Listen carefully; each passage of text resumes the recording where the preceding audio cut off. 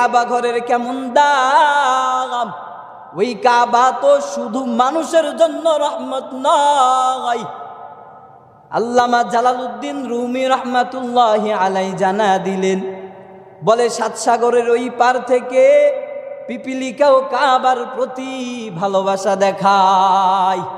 বলে আমি মানুষের দিলের ভেতরে যেমন মহাব্বত, আমি মানুষের যেমন মনে চাই, জীবনে একবার হলেও যেন মক্কায় যাই, জীবনে একবার হলেও যেন মদিনায় যায়। মনের বড় আশা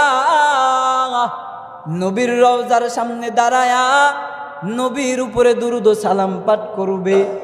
বলে ওই সাত সাগরের ওই পারের পিপিলিকা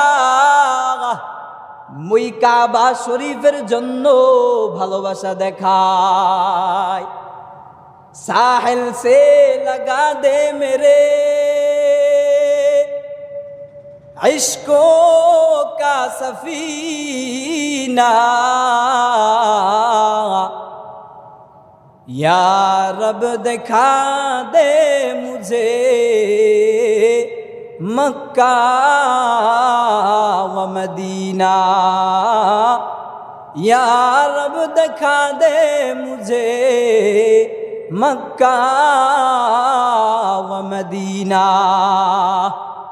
বলে এই কাবাকে আল্লাহ শুধু মানুষের জন্য রহমত বানায় নাই, পৃথিবীতে যা কিছু আছে সব কিছুর জন্য আল্লাহ রহমত বানায় দিছে। এই কাবার ভালোবাসা যার দিলে থাকবে, দুনিয়ার মধ্যে আল্লাহ তাআলা মানুষটাকে দামি বানায় দিবে। বলে জমিনে যারা জীবিত আছে ওই মানুষগুলো কাবা রহমত পৌঁছায়। হাদিসের মাধ্যমে নবী বলে প্রত্যেক দিন আল্লাহ তাআলা কাবাকে লক্ষ্য করে 120টা রহমত নাজিল করে।